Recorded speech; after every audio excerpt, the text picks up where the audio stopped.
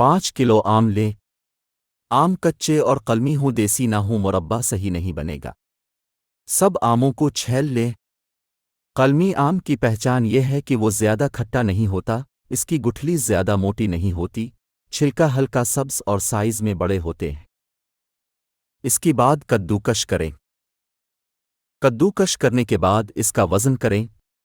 Silver کی دیگچی لے، سٹیل اور سلور سٹیل استعمال نہ کریں، مربع صحیح نہیں بنے گا۔ اب کدوکش کیے ہوئے آموں کو دیگچی میں ڈالیں۔ اب جتنا وزن کدوکش کیے ہوئے آموں کا ہوگا اتنی ہی چینی لے۔ چینی ڈال کر اچھی طرح مکس کریں، پانی بالکل بھی شامل نہیں کرنا۔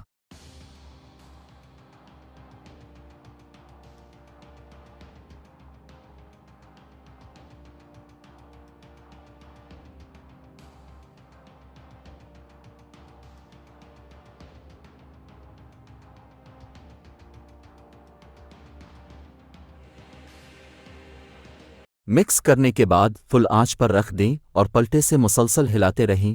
چینی مکس کر کے چولہے پر رکھنے کے بعد آم پانی چھوڑ دیں گے، پھر اسے اتنی دیر پکائیں کہ شیرہ گاڑھا ہو جائے۔ شیرے کے گاڑھے ہونے کی نشانی یہ ہے کہ شیرے کی ایک تار بن جائے۔ چولہے بند کریں اور ٹھنڈا ہونے پر جار میں محفوظ کر لیں اور جب تک چاہیں استعمال کریں۔ پکنے کے بعد اگر چاہیں تو بادام اور کشمش بھی ڈال سکتے ہیں۔